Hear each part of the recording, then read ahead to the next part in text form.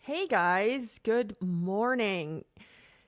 It has been a minute. I need to edit the post so I can edit the. Hold on. Yeah. I am working on editing the. While she's editing that, it's probably been, Lord, I want to say almost what, 2 or 3 months, it feels, since the last time we actually went live. Yeah, it's been a while. It's been a minute. So I know that it's been a while because the last time that we did a date morning, because we always stream it to Facebook, I was trying to pull up, and be like, what did we do last time? But I couldn't find the live. So Facebook automatically removes any lives after a certain time frame. So I know that it's been that long. Well, yes, if you don't know this about Facebook, they have now started to delete any lives that are 30 days old, older than 30 days. I'm sorry. So for many of you guys have followed some of my videos and content that I posted live, it's all gone now. Actually, we made an effort to make sure we downloaded all of those first. So they are In the okay. content vault, as you call it. Yes, they're in our content vault. I cannot figure out, Chris, how to edit it. Did they change the rules? They might have changed settings. Ah, Edit post. Give me a second. I'm trying to edit who can see it. I'm trying to make it public. It won't let me. so while you're doing that, I just want to, for those that are followers of Libby, you should be able to see this other places. But just want to give a shout out because, this hasn't been on the top of our mind to dive in and do our date mornings or study date mornings.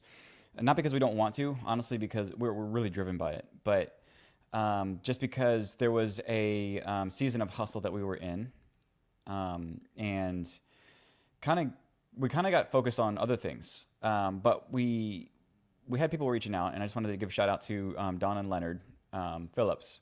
They'd reached out, and me and Leonard are on a text by text basis here, but he asked me and said, "Hey, when are you and the missus gonna do a date morning?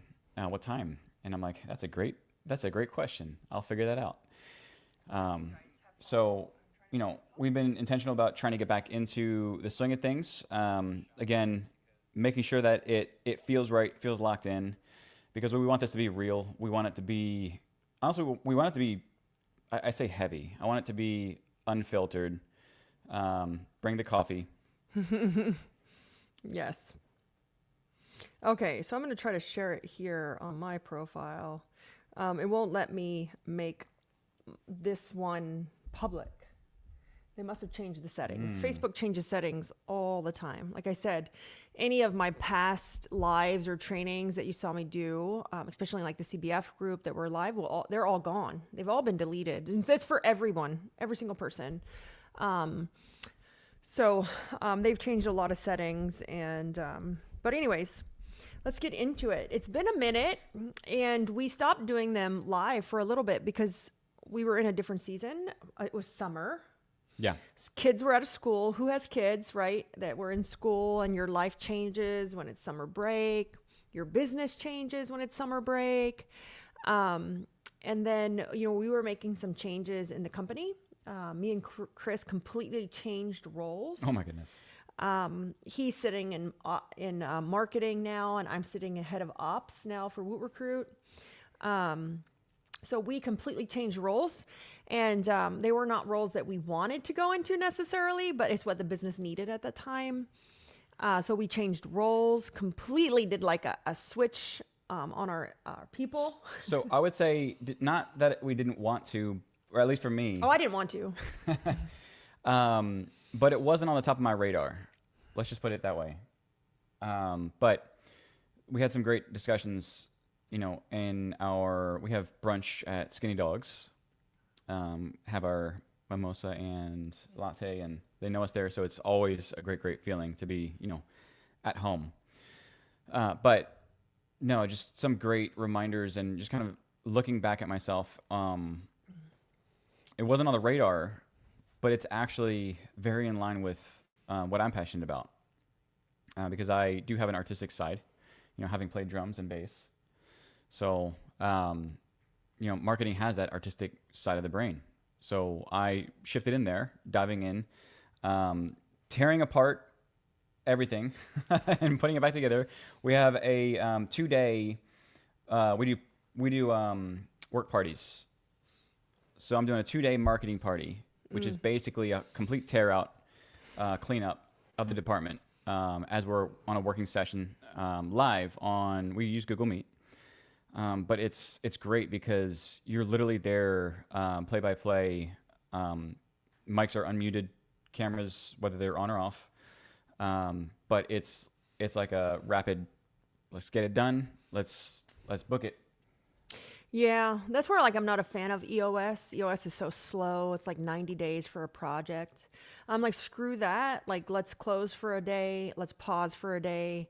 Let's go all hands in and let's just get it done in one day versus 90 days. That's where I would kind of push back, and I'm a big fan of EOS, but there are some parts that I think that are just so agonizingly slow, and that are made for more of a corporate company versus a small company like us. Oh my God, we have a ton of people. We have Amy. Hey, Amy, Faith, Teresa, Dawn, Aline, on watching, and Leonard. So yeah, that's why we it's been a minute, and our weekends during the summer we're traveling with the kids, and this year was a different year. So every year I take the kids, and this started with just me and Austin before Yaya was born, and while Chris was traveling, me and Austin would take the summer, and I'd rent a car, and we would just drive all over the United States or anywhere where he wanted to go. And we did that for years, since he was about 6 years old, maybe a little bit younger. And this year was a little different. He's going into his senior year of school. This summer he bought a car, so we went around and looked for a car. He wanted a specific car. I don't know anything about cars, but everyone's like, wow, that's a really nice car for a first car. Don't ask me. And then we bought a building. And so we spent a month out of the summer at the building. So I said, add a commercial real estate developer to my portfolio. Yeah. And so we bought a building, and my God, was that a fun and interesting adventure to buy a historic building. And then how do you demolition it? How do you learn about asbestos and lead paint and history, and how do you preserve certain things? And it was just really, really interesting to buy that building and go through that with our family, and the learning phase, and then what we're going to use that building for in the future. It's fun. It's part of my whole plan. And somebody messaged me this morning, and I won't say who, and was talking about how do you just keep going? How do you just keep your, you move in these swift actions, and, I don't want to butcher, they just said, I keep doing things that hurt me, even though I know they're going to hurt me. I know my why. I know it I know the vision in detail. And they had said that my mind, they were reaching out because it seems like I have something in my mind. I'm so determined, right? Your determination meets the pavement. How do I get there? And how do I make this happen consistently? So for everybody watching, Chris, can you move the little screen over so we can see the comments? Yeah, I just double checked. Oh, okay. There's fine. Does this feel like you? Have you ever just been you can't be consistent? You have a vision, but you just can't seem to bring yourself to do it. You can't be consistent about it, whether that's food or diet or exercise or business or your marriage or we're here to just talk. So if people have questions. For some reason, we're not seeing the questions up on our screen like we normally do, but I have them here on the phone. Who knows? Who knows? It's Facebook, right? Yeah. Social media. but does this resonate with you? I just want to know, and I want to know if it does, like, what are your questions around it? I cannot find myself And live. I already have some thoughts already popped into my mind, especially when Libby mentioned it before we went live. That comment. And yeah, I have my own takes on that, just in what I've seen in myself and others. But yeah, And so the one thing I want to just really bring it back to a lot of people is, I think sometimes too much detail can cause paralysis, right? Too much and also too big. If it's too big or if it's too detailed, it causes like paralysis. You're paralyzed by the thought of it because it's so large or exhausting. Versus like breaking it down to smaller chunks or bite-sized pieces, where it's not so detailed, right? The details are the minutia of it. Like, what's the actual end result? It's been a long time. I've made a lot of changes in my life over the summer, a lot of changes. Some of you guys will hear about it and some of you won't.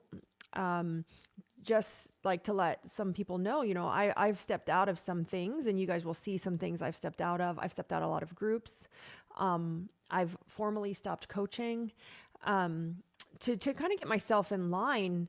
But the one thing that I went back to that I hadn't done in a long time was I hired a one-to-one coach, like a one-to-one dedicated coach I see twice a week.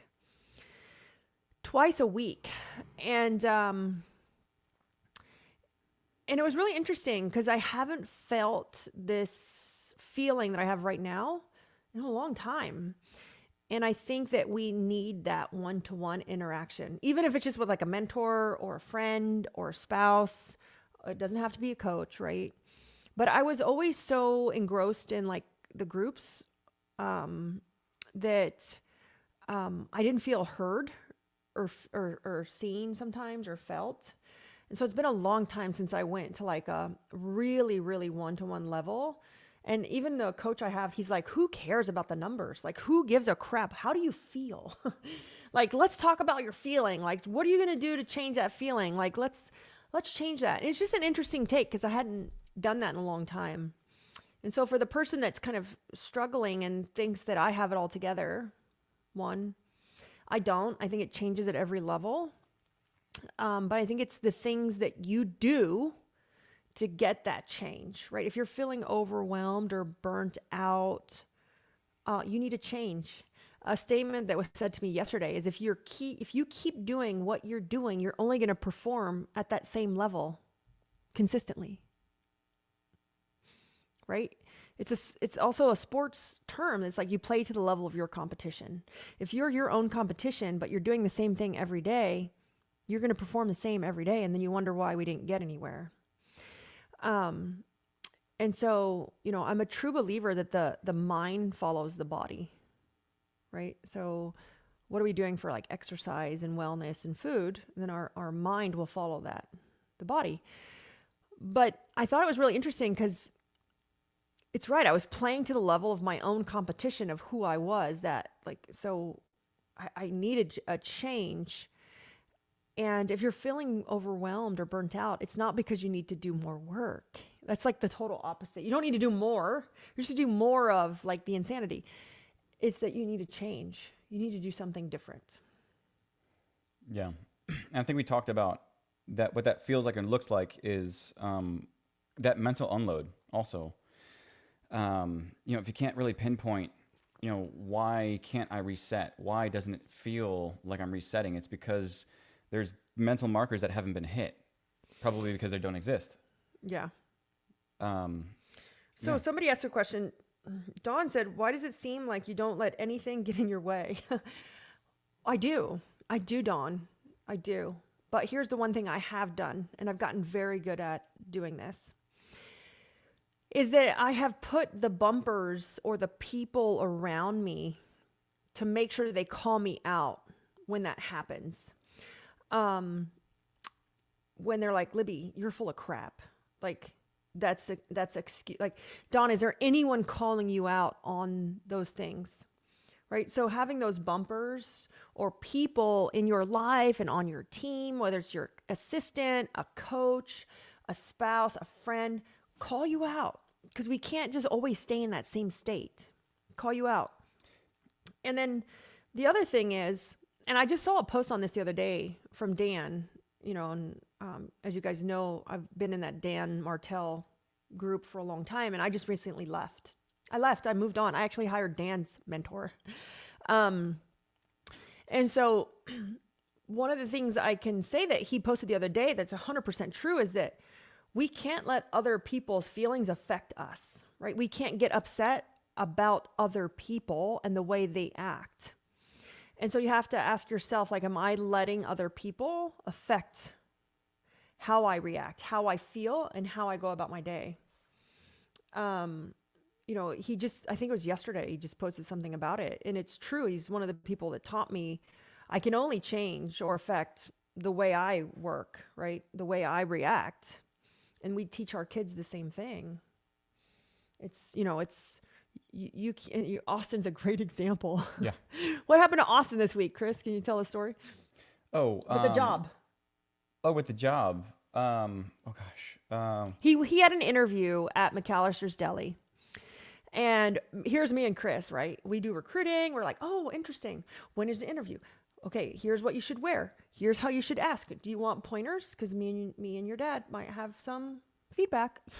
And so he went and he was back instantly. I was like, well, that was fast. What happened? He goes, the hiring manager wasn't there. I was like, oh, interesting. I was like, they didn't tell you that? And he's like, no. He had said that they were on. No, he didn't say that until yesterday. Yeah. That they said that he wasn't there today and to come back later. Because they were on vacation. They were on vacation. And so this, again, are you going to let other people influence the way you react? And so Austin was like, okay. So I said, Austin, you should call tomorrow and ask them, hey, when will the hiring manager be back? I'd like to interview. He's 17. He has his own car. He's looking for a job. And so he called, and last night he came into our bedroom. And what did he say to you, Chris? Okay. That's when they said that the hiring manager is on vacation. They'll be back in about 1 to 2 weeks. Mm-hmm. But with very open-ended. There was nothing else to it. It was just, they'll be back in 1 or 2 weeks. And Austin's reaction? Okay, thanks. Click. But Austin he's like, really? No, like, Austin was like, I'm going to let them decide to call me. So he's like, put the ball in their court. And so Austin didn't get upset, didn't get snarky, wasn't one of those applicants to go leave a bad review. He just said, you know what? If they want to hire me, I called back. I followed up. The ball's in their court. I'm moving on. I have an interview today. So, or he has one tomorrow, which is today. And so he didn't let crummy people, because that's not really very professional as a boss. I would like to say McAllister's Deli here in Fort Myers, if you need help with hiring, please seek me out. I would love to give you some pointers, just based off the experience of my 17-year-old. But anyways, he didn't let them get upset. He just kept going about his business, and he just said, the ball's in their court. I did my part. I'm moving on. Yeah. With plan B. With plan B. So, I think that how do you, the question was, you don't seem like you let anything get in your way. Well, one is I have people in my life that really keep me on track. They really keep me on track. We had Jim, right, for a long time. I had Paul for a while. I had Jim for a while. I have a coach. I have Chris. Believe it or not, Yaya and Austin will call me out on stuff. And then, so I have people that keep me on track. The other thing about that is, though, when you move fast, nothing can get in your way, because you're moving so fast that, like, you've done it, you've hit that marker, you're done. What's the next thing? Versus if you're slow and methodical, or you need to research it, you need to understand it, which I get, because, Chris is very research focused, which causes you to move slower, versus I don't need to research anything. I don't need to learn it. So I move fast so nothing can get in my way because I'm so fast at the execution. Yeah. So I want to dive in here, and I have a bunch of thoughts here. First is, um, I myself, yes, I'm a researcher. I dig into the details, but I have a couple overrides, things that I put in place to make sure that I don't move as slow as I used to. And I can talk about that here in a sec. But back to you, Libby. The reason why you can move fast, and there's a difference between going fast with execution, and there's a difference between being reckless, fast and reckless. I would say I could be a hybrid of both. But the difference is that what you've done, like you said, is you've built bumpers. But reframing that is step 2 in the one layer deep method. Step 1 is, what do you really need, or what do you really want, or what does the business really need? So the business did not really need a building. No. And so this is where if it's you personally inside, then what is it that you really want? If it's let's just say your passion, your drive, your vision, your third mountain, what do you really want? But I think for you, step 2 is, once you've made that clear and what you really want, is step 2 is cut the BS. But what you've said is that you've created bumpers around it, but you've gone even further to where your bumpers are active contributors in cutting the BS out. And so the fact that you have people who can call you out in an instant, and you take action on whatever those people say, or shift gears. Or I'm willing to hear it and not argue. Right. The old Libby would have argued it to the death of me just to prove a point. Yeah. But you have these different types of bumpers in place. Some course correct. Some allow you to not have this mental load so that you can clear that out and go faster. But you've built these bumpers around you, which is why you can execute so fast, and it seems like effortlessly. Yeah. It seems effortless because I think it's fun. It could be miserable in that moment, but it's fun because it's all everything that I do, right? When it seems like nothing's in my way, it's because we approach it from a place of curiosity as well. Like playful, like, oh shit, that sucked. Like, well, okay, let's not do that again. Like that was an expensive mistake or experience, or like, oh my gosh, now I know what not to do. Again, not letting other things influence the way, you feel. But, I'm sorry, Chris, you were going to say something. Yeah, no, but these bumpers aren't, I want to get this out there, is that these bumpers aren't physical or technical things. Like, No. yes, you can time block. That's one thing, but really the bumpers that I'm talking about are like the intangibles. It's like these aggressive habits. It's either the people in your life or the habits around how you take in the information. This is all personal. Yep. And it's also the self-sabotaging, like knowing how do you self-sabotage. If you guys have not heard, we're launching the 1LD crew, right? It's a crew.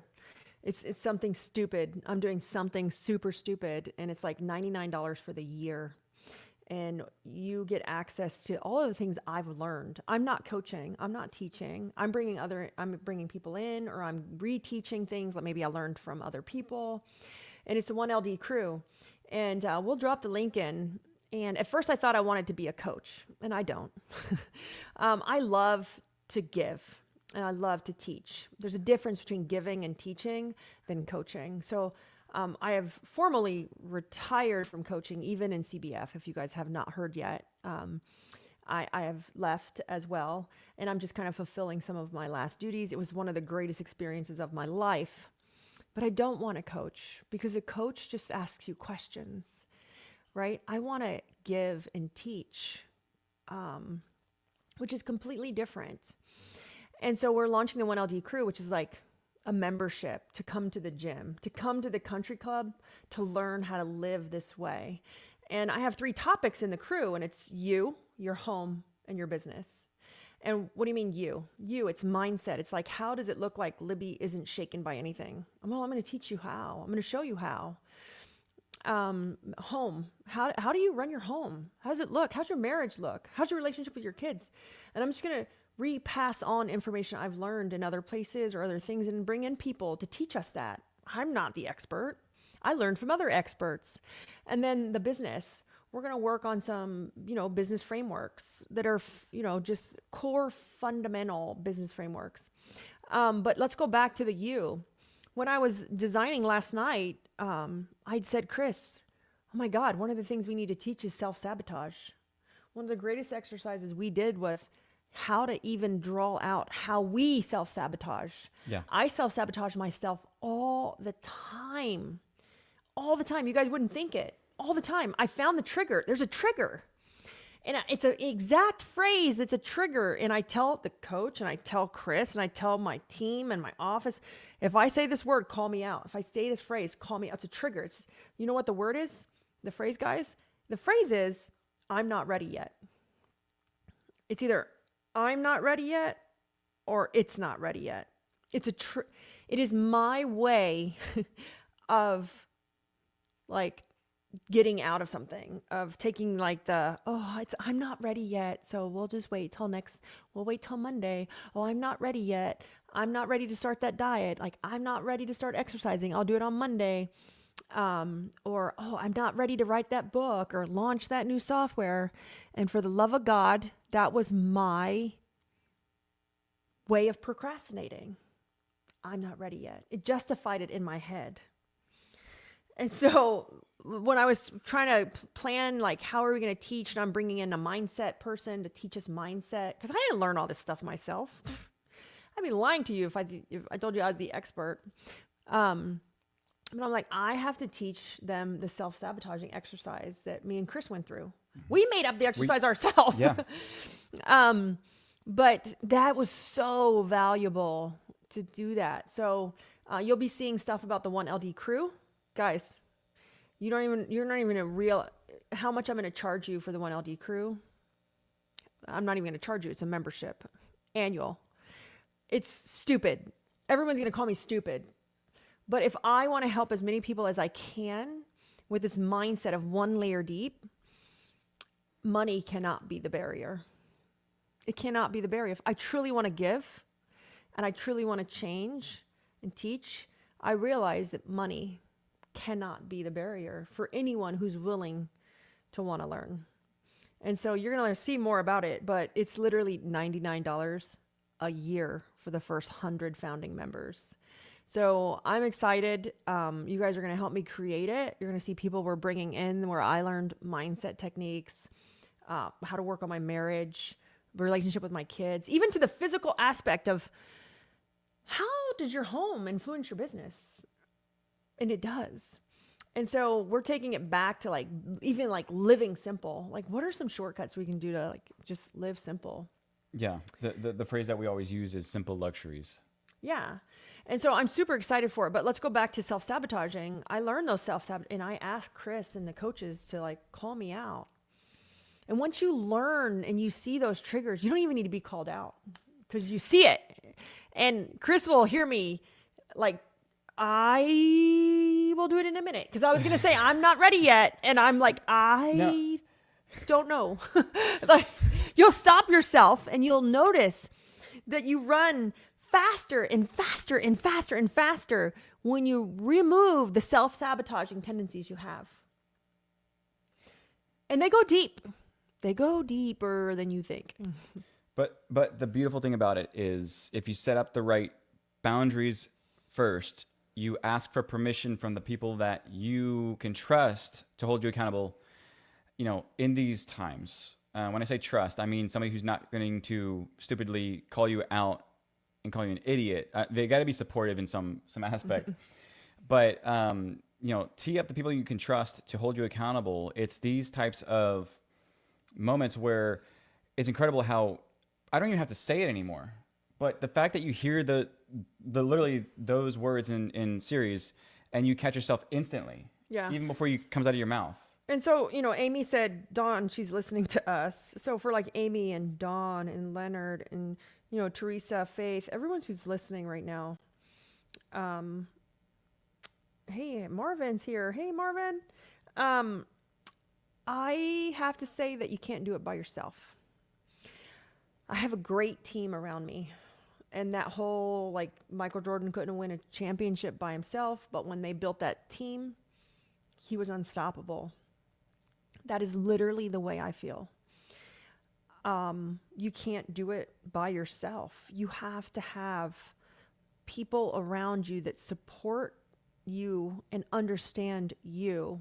And if you're not transparent, right, you have to remove all of those filters from yourself, all of them, to really attract the right people around you. If you don't have the right team around you, this is really hard to achieve. When you have a great team, you can stay focused on that thing that you can run with, that you can go fast with. So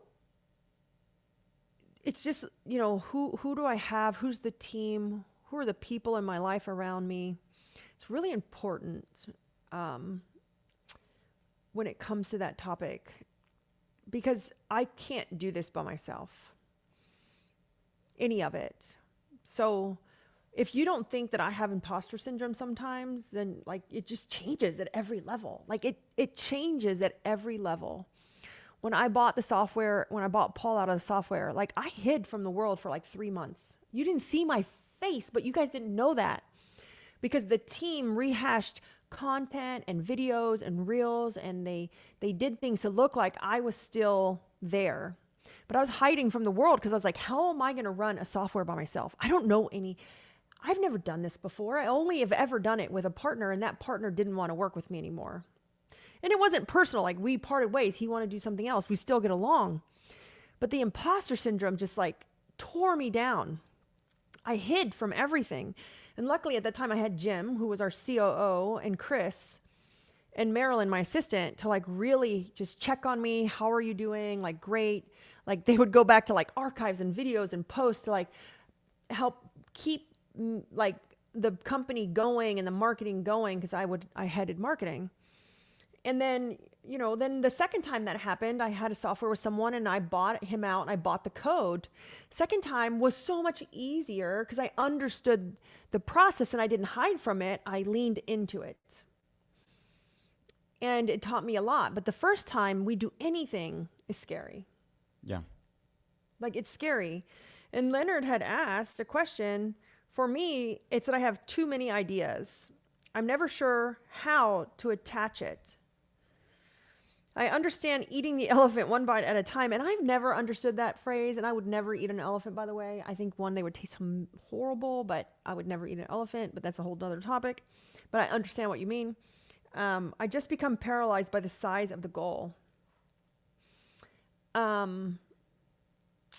I think for me, I just keep it really, really simple. Leonard, I know that sounds just One layer deep. One layer deep. I keep it really, really simple. It's like, what's the one action I need to do to get to this result? Who cares about some of the other actions? Who cares about the detail? Who cares about how they answered the phone? Who cares? And I think sometimes we care too much about the things that don't matter versus caring about what's the one thing that would move me closer to this goal. And that's what I need to focus on. My team can focus on all the other things. But I'm with you. I have 100 million ideas a minute. I do not share them with anyone. I have like a whole note section in my phone where I put all my random ideas down. Everything from a business idea to like a house, or I need to wax my eyebrows, which is not an idea, just like a to-do. I put them all down, and if they still resonate with me like 24 hours later, then I keep it.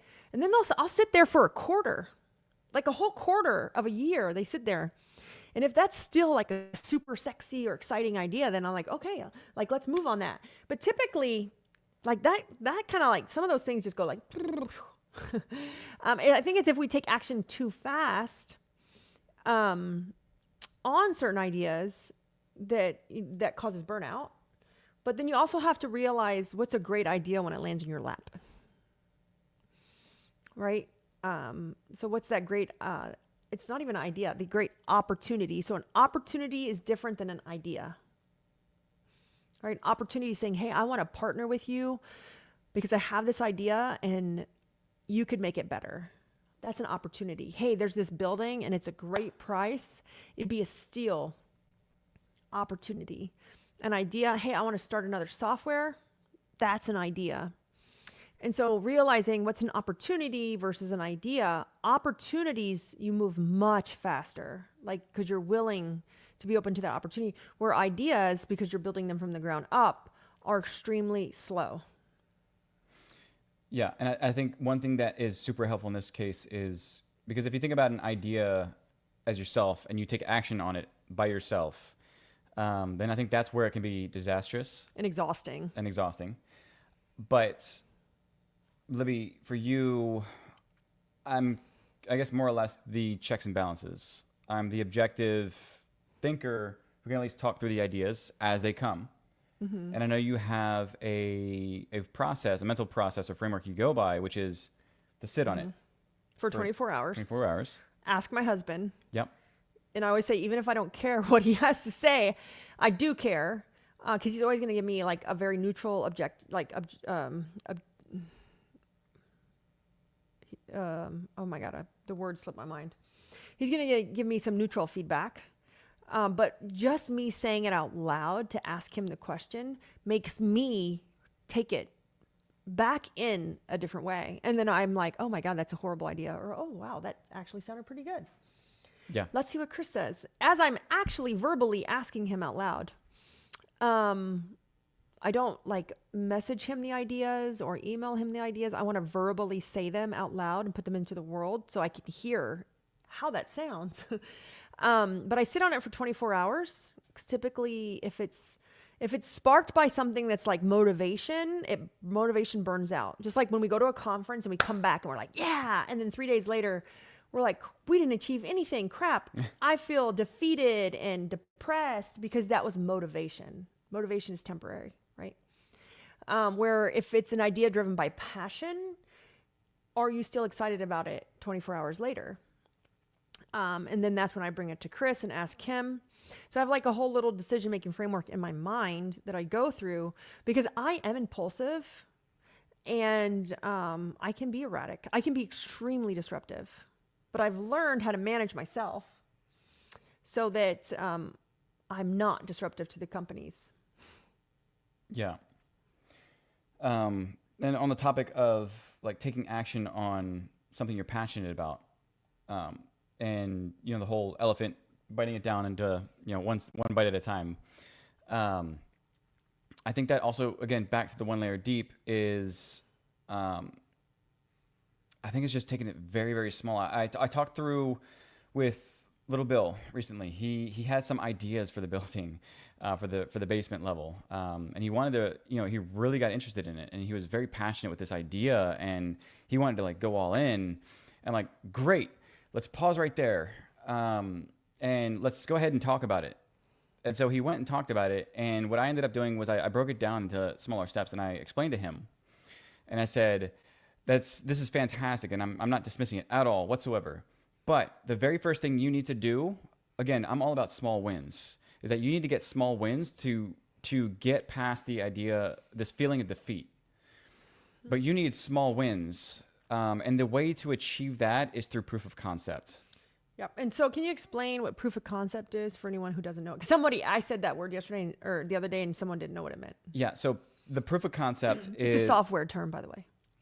The proof of concept is when basically you're taking something from an idea to, let's just say, the very first transaction. Oh, Rocco's going to say hi. He's just been walking around this whole time. Say hi, Rocco. Hi. It's Yaya's baby. Oh, and here comes Yaya. But back to what I was saying before I forget it is proof of concept is being able to take something from nothing to that very first, this is happening, this is working. So for him, I told him the proof of concept was start from step one is on the smallest scale. How can you create a proof of concept? How can you get this tangible thing that, let's just say that you create a moment of like want you like that. It doesn't have to be you actually transact money on something. The proof of concept could be that you create an indication of interest through something. And so I told Billy, little Bill, I said, great, this is a fantastic idea. And, ultimately you can have like 20 plus employees, but the very first thing we need to do for you is create a small win. So it's not this overwhelming feat, but we need you to have this proof of concept to start with just a network of friends and throw a get together and, host this thing and see how that goes. Even if you don't make any money, even if you're in the hole, but at least you've sparked an indication of interest. You've created that first step with a proof of concept that people actually want what you're creating. Yeah, and I think to really understand yourself with this whole small wins, that doesn't necessarily work for everybody. As far as needing the small wins, I don't need the small wins, but I operate differently, right? I operate on more of a systems-based kind of mindset. But for most people, they need small wins, because if the idea is so large and it's overwhelming or causes you're paralyzed by the thought of it, that feeling of being paralyzed, you need small wins. If it's no different than cleaning your house or organizing your house, the idea is so large that you don't ever start it. But if you could get a small win in, right? You just do something for 10 minutes and see or feel the difference. That's a small win.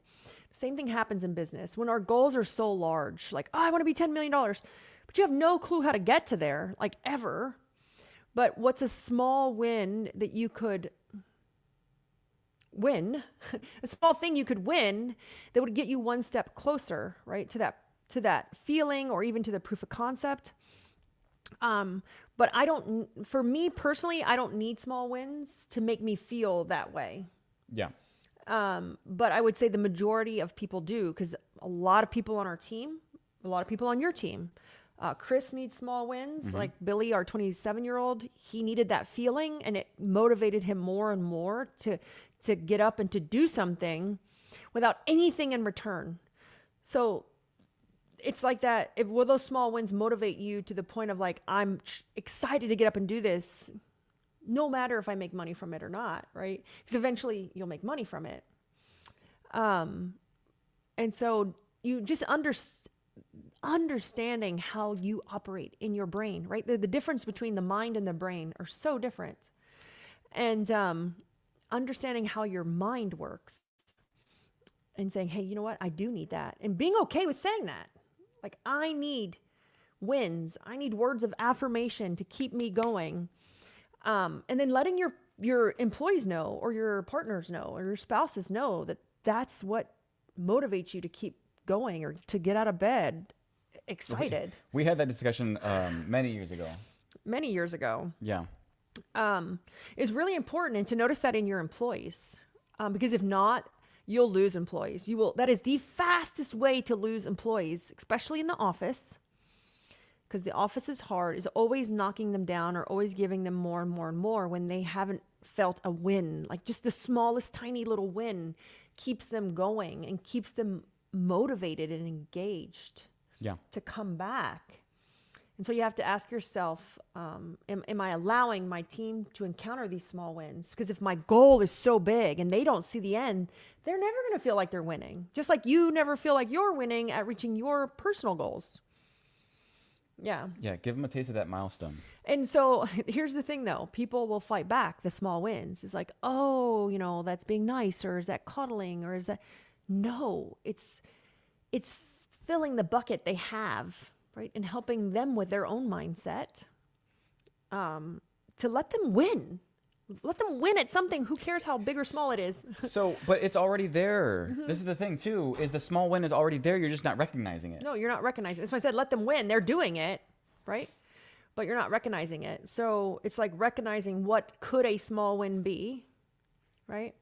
So that they hit that consistently and show up better and better every day. And that honestly, for employees, is a proof of concept that what they're doing is good. Like, because I think that was one of the biggest the biggest struggle is that I do a lot of the DITLOs, the day in the life of interviews with employees, both in our companies and outside of companies. But these interviews are all about understanding and breaking down the employee, the person. And the most common theme, the biggest thing was, I need small wins. This is an internal thing. They don't physically say it, but the way that they approach it is, I need small wins. Otherwise, I'm going to break. I'm going to quit. I'm going to get frustrated. But the recurring theme is always, I need small wins. But so do you as a person. Yeah. Like, just to acknowledge that, like, that's how you, to me, one, stay motivated, stay on path. And here's the other thing that I want to tell everybody. I have a senior in high school. Austin's getting ready to start his senior year.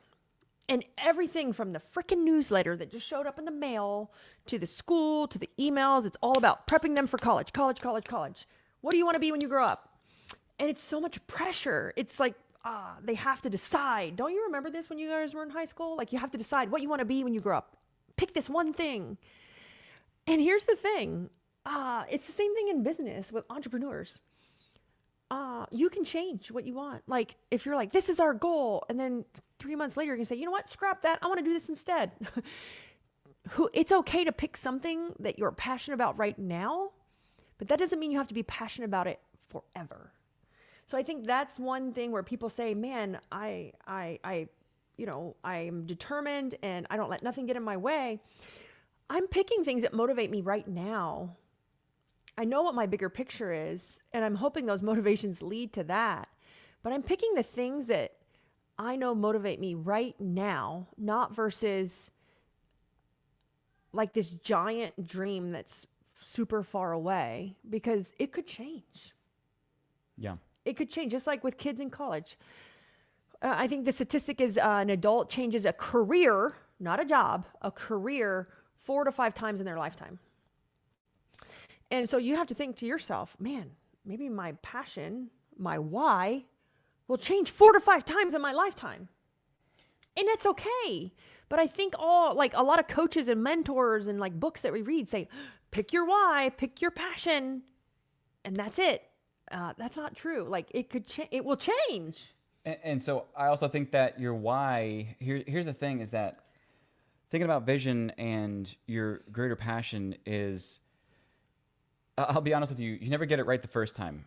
There's always something underneath of it that is your true purpose. So you have what you think is your purpose. You throw that dart, and all of a sudden you look closer at the dartboard, and you're like, wait a second, I missed it by about that much. Your true calling, what you feel or what you're drawn to the first moment that you define your why, could actually be something even deeper than that. And you couldn't really pin it until you got into it and you felt it and you learned it and you breathed it. And all of a sudden you're like, you know what? That's actually my why. Yeah. Not this, it's that, or a variation of that. And I think we put so much pressure on ourselves to know the why, right? The why. But if you're not motivated to get out of bed every morning and tackle that why, no matter if it makes you money or not, I would say that's probably not your why. It's what you think it is. I had to go through that 3 different times myself. Mm-hmm. And I think that we pick it and we think that's it and we have to follow it. But if you don't feel it, like in your heart and in your gut and in your soul, I would say that that's not your why. Not that it's completely off track, but you haven't found it yet. Maybe you're on the right track. Yeah. But you haven't really pinned it. No. And being open to learning and opportunity and like listening, and there are things I've done in the last year or 2 that I would never have done, but I was in a room with other people that motivated me to do these things, like big things, like write a book, like write a children's book. We went to breakfast this morning and Yaya was signing autographs, handing out her kid's book. Like, never. And I would just happen to be in a room and I wanted to write the book. It was on my why already. I don't know why. And here's the other thing that I think we need, that we feel that we need. You don't need to justify your why. You just need to honor it. You don't, because one of my whys or goals is to be an Amazon bestseller. And so many people have asked me, why do I want that? I'm like, finally, someone said to me, who cares why just honor it. And I was like, thank you. You're my new best friend. Thank you. Like, just honor it. Who gives two, you know what, about why do I want to be a $10 million company? Why do I want to be an Amazon bestseller? Why? No, who cares? Just honor that why. Everything you do, the way you move, the way you talk honors that why. And I think it's just one for all my entrepreneurs out there. I think there's a little bit of brainwashing going on with, picking the why, knowing your why, and setting goals. Because I think it's so much deeper than that no one explains. Like, no one breaks it down to it. Like, and so then when we don't hit them, we feel horrible. Like, we feel so, I don't know, like worthless. We feel so just like, I'm just going to be an example, like my cleaning company here in Fort Myers. I'm not really looking to grow it right now. We're just looking to sustain. It's doing great. We're actually doing some other things right now. And the amount of, being in certain groups or just interacting with certain people, they made me feel bad because I was okay with the size of my cleaning company. I literally didn't have a goal to grow it right now. Like, it's doing great. I don't need to grow it right now. It's running itself. Let me work on the next thing that the cleaning company is going to do that's even bigger than this. But it's like, I feel like there's a little bit of brainwashing going on with, like with coaching and mentors and groups about pick the why and this is the goal, and versus, really understanding it and how do I get to it, and does it motivate me, or is it my passion, and that it's okay if I don't hit it, and it's okay if I change it. And it's okay if my why is not even tied to money. So like, I'm not money motivated. And so I get so frustrated with like, put a dollar amount. And I understand I need money to reach my long-term why, but I'm more motivated by impact than I am motivated by money.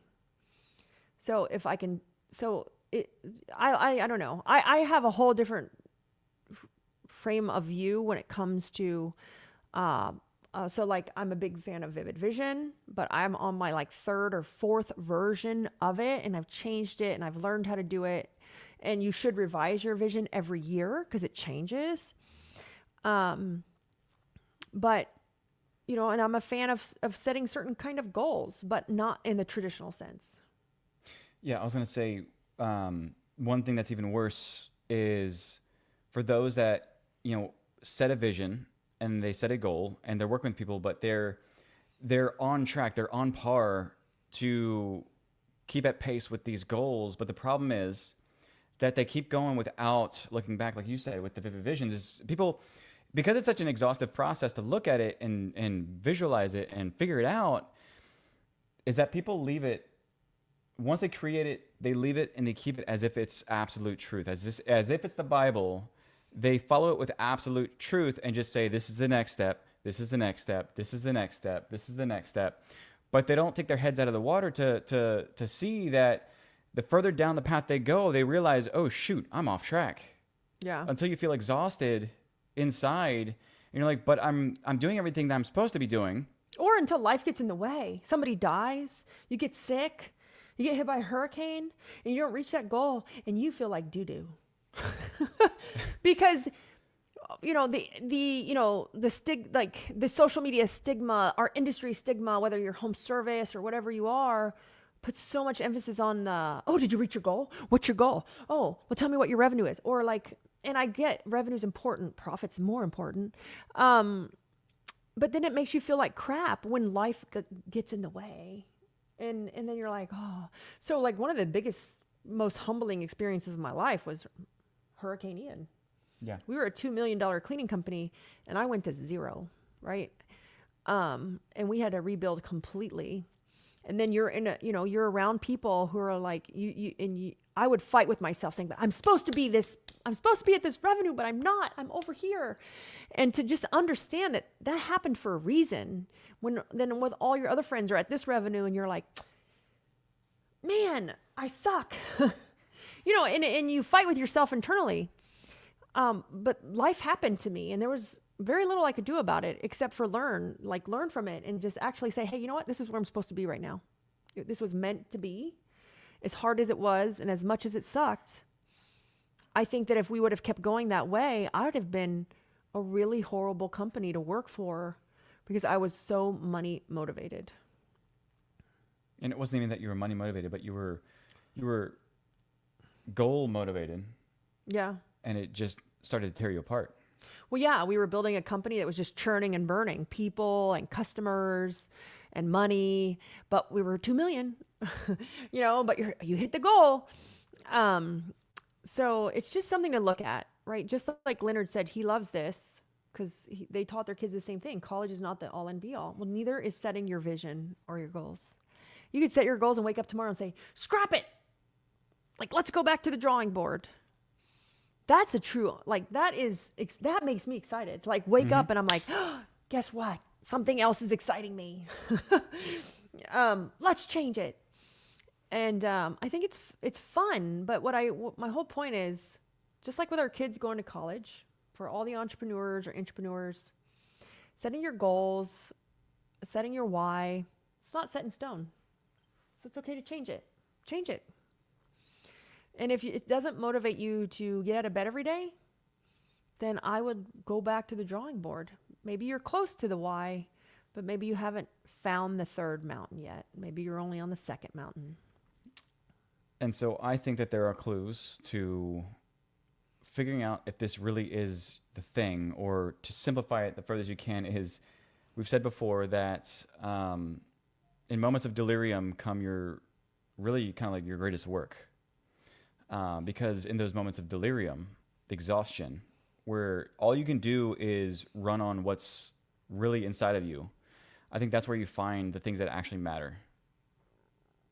And I think that, exhausting yourself and those sleepless nights and figuring it out, cut the BS. One layer deep, it's cutting the BS. And that's the purest form of it, is in that state of delirium. Is to figure out and cut the BS as much as humanly possible to figure out what it is that drives you. Yeah, and I think there's a lot to be said. There's a difference between burnout and delirium. Yeah. And as, especially for me, I just kept working and working and working and expected something to change. Expected to grow, expected to be healthier, when in fact it didn't happen. I just stayed the same. And then I was mad because I stayed the same and people around me were changing, growing. And, it's not until, I made certain changes in my life that then I saw where that change came from, and it didn't come from, and I teach frameworks, and it didn't come from a new system. It didn't come from a new framework. It didn't come from a new software. The change comes from you. Yeah. I can't see that comment up there. Where you hear? Someone what? Oh, yeah. So Faith said, sometimes you discover during the journey what your why is. You don't have to know your why to start. Just start. Yeah, but a lot of people would argue, where do I start? Yeah. Where do I start? You got to start. Because you got to start with something that makes you excited. Yeah. Right. And so I'm going into a new phase of my life. We're going to call it my season. I go on the road. I start doing book promotions, hitting it hard with podcast tours. And, I was talking with my coach, and he said, what's the number one issue you have? And I said, it's actually maintaining my strength training while I travel. And so it's also being honest with yourself, with the why, the goals, being honest with yourself and what do I really suck at? And I told him, I said, hey man, I'm great with eating. I'm on track. I've been a strict no carb, no sugar for years now. I know how to do that. I've been a strict carnivore for a while. I got that. I said, but man, and I still walk when I travel. We walk about 3 to 5 miles a day, but man, does my strength training just go to the crappers when I travel. And, because I'm getting ready to we call it the start of the season and the end of season, just like sports and anything else. I'm getting ready to go into the start of season for One Layer Deep, for the book tour, for some things going on. And I'm like, how do I hold myself accountable to this? Because this contributes to the why, to the goal. And, it's one of those things where I have my own solution for the strength training, but this isn't the point of the story. The point of the story is being honest with yourself. Where are you falling short? Because you don't need to know how to do everything to get to that why. You don't need to actually know how to do it or do it. You just need to acknowledge, hey, these are my weaknesses. This is actually in the book. It's the last chapter I just proofread. And it was being maximize and minimizing your strengths and weaknesses. We always say we want to hire more people like us. Like, I want to hire my clone. Hell no. I want to hire someone who's really good at the things I suck at. But like acknowledging the weakness and I'll just tell you right now, you don't even have to have a fix for it. Once you acknowledge the weakness, because you acknowledge it, almost self-corrects. Mm-hmm. And then really maximizing on your superpowers, maximizing on your the things you're great at, your unique ability. What are those? And because we've been on for an hour, and I can end with a statement, right? Sometimes these goals or these whys are exhausting because we're trying to do things that maybe we're not good at, but we have to do them to get there. Maybe we're not in the best shape of our life. Maybe we're not eating right or exercising to get up to get there, to have the motivation to do it. Just by acknowledging the weakness, it will autocorrect. But also, it's always better to work on your strength, your superpower, and leave the weakness to someone else, to delegate the weakness out. Because at the end of the day, you want to be a specialist, not a generalist.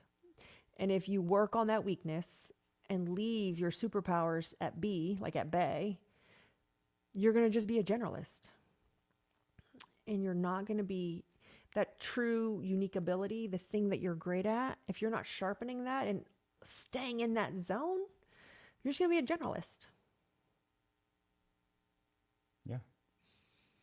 So, and we don't want to be generalist, right? We're all special. We're all put here for a certain reason. But unless we're working in that unique ability, right? Your superpower, and we're over here trying to work on the things that we suck at, we're just going to be a generalist. And so we're just going to fall into Gen Pop. That's my term for being a generalist. Gen Pop, the general population. And I know that's what the majority of entrepreneurs are here for, right? Because we're made different. We're wired different. So I think that's it. We'll wrap up. We've been on for an hour. We had a whole different topic to talk about today, but we didn't talk about it. What were we supposed to talk about today? Microdosing. Oh, we were going to talk about microdosing, not the microdosing you think. Yeah, but we can save that for a later time. Yeah. This was a great way to warm back up into jumping into these candid conversations, and just staying unfiltered, because we just, honestly, this is here again to be vocal about the things that people aren't speaking about. Yeah, but also to share the things that we've learned along the way. Yeah. Because we don't have it all figured out. And boy, did we not we figured out some things, and we want to share with you how we figured them out, or at least what helped us. But man, our marriage years ago was not great. We went through therapists and mediators and talks of divorce and talks of separation. And it all came from self-work and kind of being real and raw and unfiltered. Yeah. Yeah. Great. But now I love you. I still do. So we'll catch you guys next weekend. Again, bring your questions. This is just real talk. We can totally get off topic, off course. We're just here to kind of share our experience, so that maybe we can help somebody else.